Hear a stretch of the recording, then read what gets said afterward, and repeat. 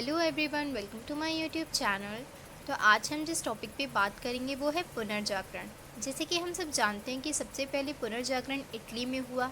तो आज हम इस वीडियो में इटली में जो पुनर्जागरण हुआ उसके सामाजिक और आर्थिक मूल क्या रहे, इस पर चर्चा करेंगे। तो वीडियो को एंड तक ज़रूर देखें। अगर आपको वीडियो पसंद आया तो वीडियो को लाइक और शेयर ज़रूर करें। चैनल को सब्सक्राइब करना ना भूलें। तो चलिए वीडियो स्टार्ट करते हैं।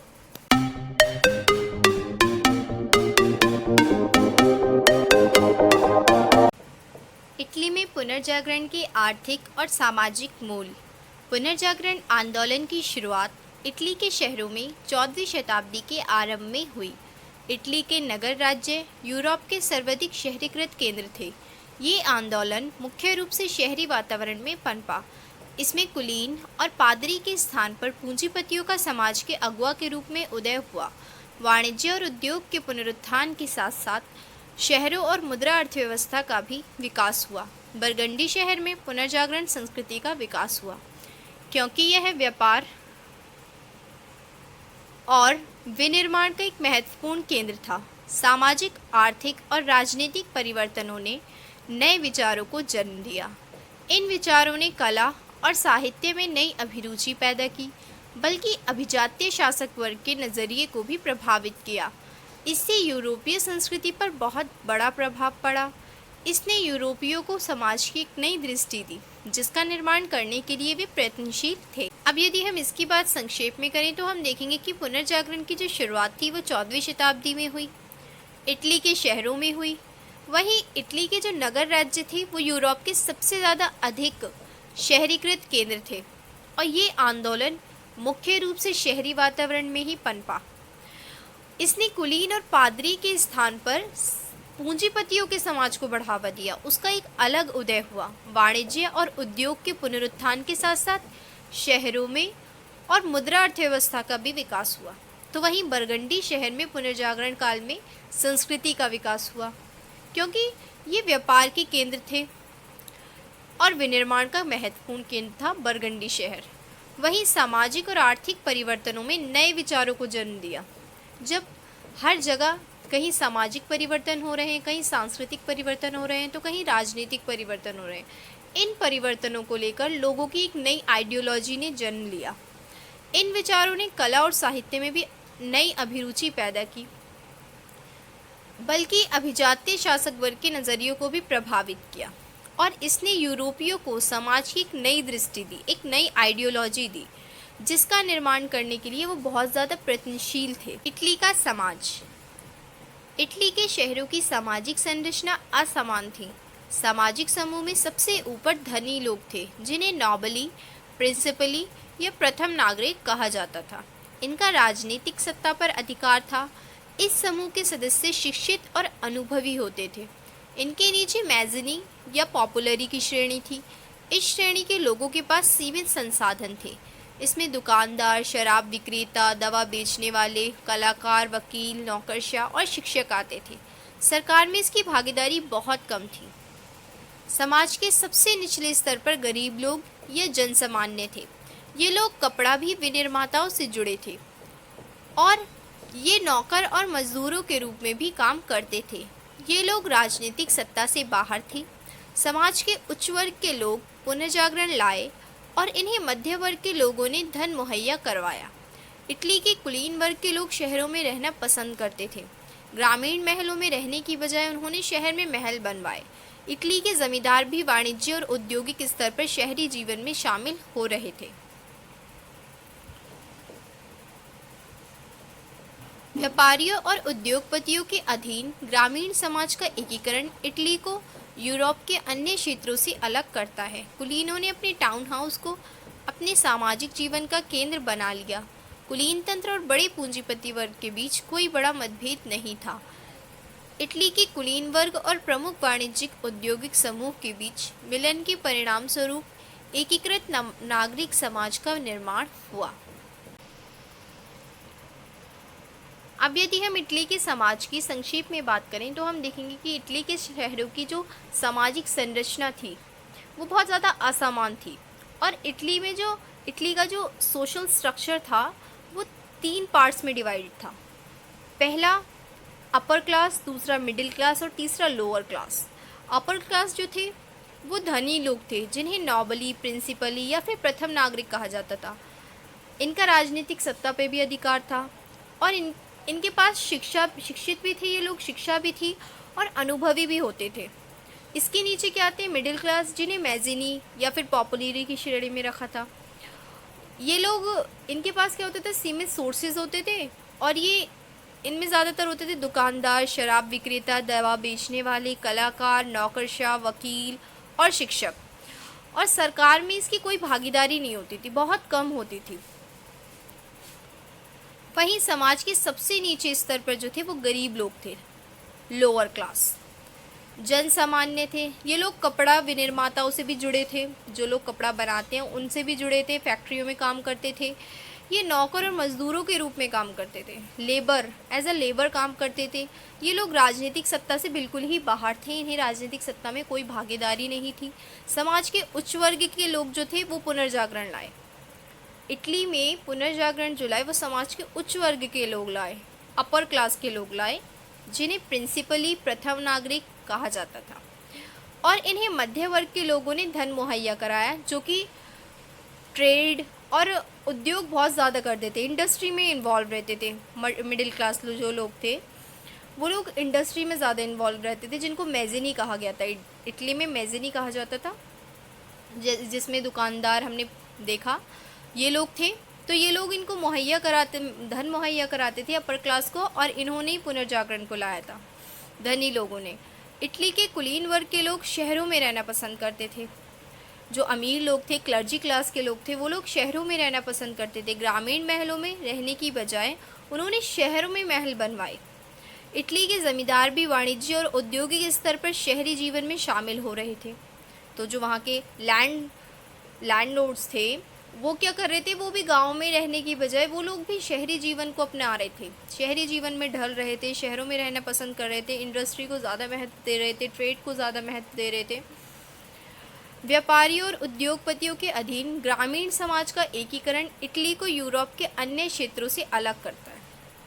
तीनों ने अपने टाउन हाउस को अपने सामाजिक जीवन का केंद्र बना लिया था, सेंटर बना लिया था उन्होंने।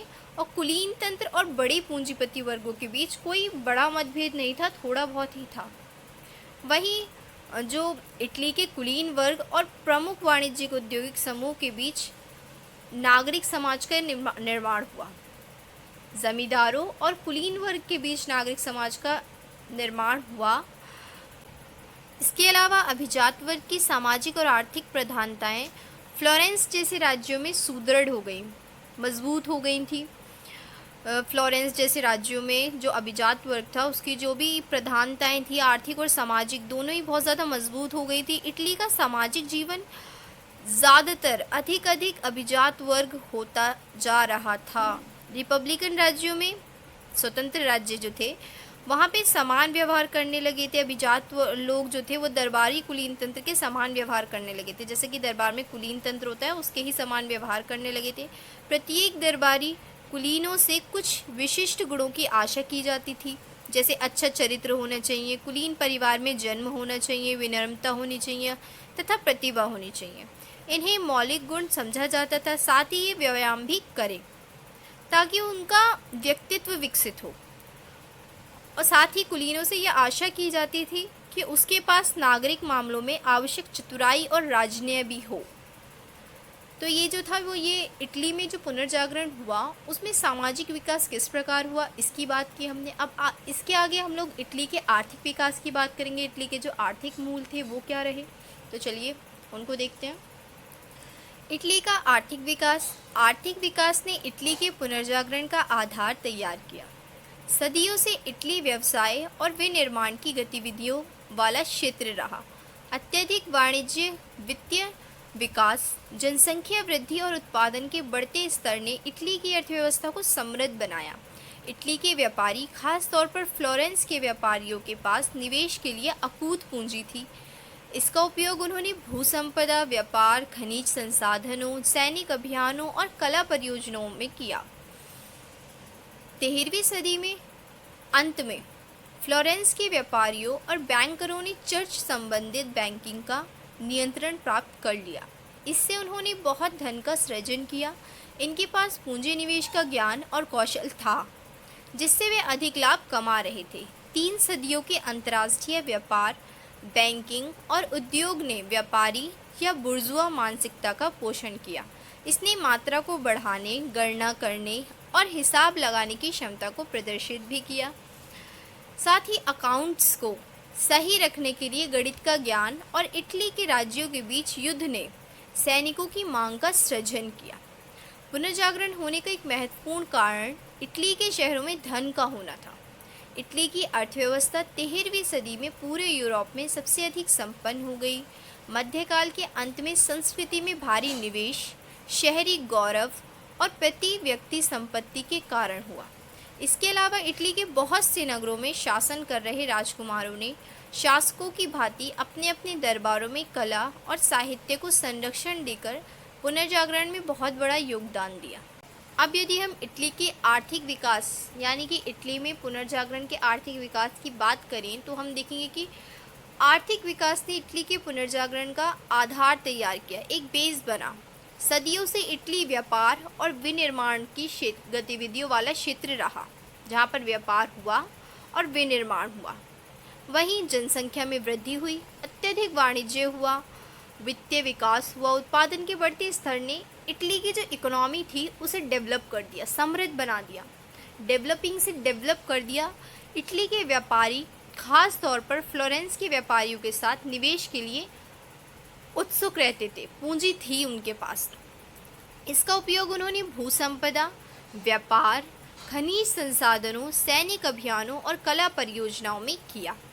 वहीं दूसरी ओर 13वीं सदी के अंत में फ्लोरेंस के जो व्यापारी थे उन्होंने और बैंकरों ने चर्च संबंधित जितने भी बैंकिंग पर था उस पर कंट्रोल कर लिया अपना, और इससे उन्होंने बहुत धन का सृजन किया, बहुत धन को खर्च किया। इनके पास पूंजी निवेश का ज्ञान और कौशल था।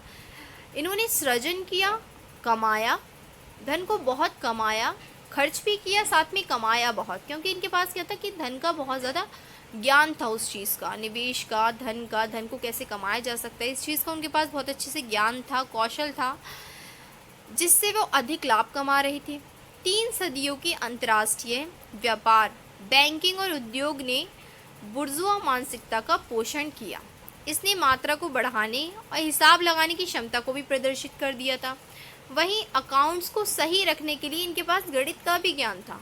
तो कहीं ना कहीं ये माना जाता है कि इटली में जो पुनर्जागरण हुआ उसका मुख्य कारण इटली के शहरों में धन का होना था। इटली की जो अर्थव्यवस्था थी कि वो 13वीं सदी में पूरे यूरोप में सबसे अधिक संपन्न हो गई थी। मध्यकाल के अंत में संस्कृति में भी भारी निवेश हुआ, जिससे कि शहरी गौरव बढ़ा। प्रति व्यक्ति संपत्ति के कारण भी ऐसा हुआ, प्रति व्यक्ति संपत्ति भी बहुत ज़्यादा थी। इसके अलावा इटली के बहुत से नगरों में शासन कर रहे राजकुमारों ने अपने दरबारों में कला और साहित्य को भी बहुत ज़्यादा संरक्षण देकर पुनर्जागरण में बहुत बड़ा योगदान दिया। तो यहाँ हम कह सकते हैं कि इटली में जो पुनर्जागरण हुआ उसका जो आधार था वो तो आर्थिक विकास बताया जा रहा है। हमने देखा कि आर्थिक विकास था। वहीं हर इंसान ने कहीं ना कहीं इटली में पुनर्जागरण का कारण ये भी बना क्योंकि वो बहुत ज़्यादा धन का वहाँ पे होना था, बहुत ज़्यादा संपन्न अर्थव्यवस्था थी, वहाँ की सबसे अधिक संपन्न हो गई थी अर्थव्यवस्था। इसके अलावा संस्कृति का विकास हो रहा था वहाँ पे। वहीं राजकुमारों ने भी अपना कला और संस्कृति में सबको संरक्षण देकर कहीं ना कहीं हर इंसान ने अलग तरीके से पुनर्जागरण में भागीदारी ली और वो भागीदार बना। निष्कर्ष: इटली नगर राज्यों की प्रतिस्पर्धा नक्काशी और खूबसूरती वाले पूजा स्थलों और विशाल गिरजाघरों के निर्माण में उजागर होती है। पुनर्जागरण एक सांस्कृतिक आंदोलन था जो समाज के उच्च वर्ग तक ही सीमित था। ये किसी भी सूरत में लोकतांत्रिक या जनवादी आंदोलन नहीं था। इसका सामाजिक आधार शासक वर्ग तक सीमित रहा। साथ ही पुनर्जागरण के उदय के लिए शहरी वातावरण का होना आवश्यक था। वीडियो को यहाँ तक देखने के लिए थैंक यू। अगर आपको वीडियो पसंद आया तो वीडियो को लाइक और शेयर ज़रूर करें। चैनल को सब्सक्राइब करना ना भूलें। जल्दी मिलेंगे एक नए वीडियो के साथ।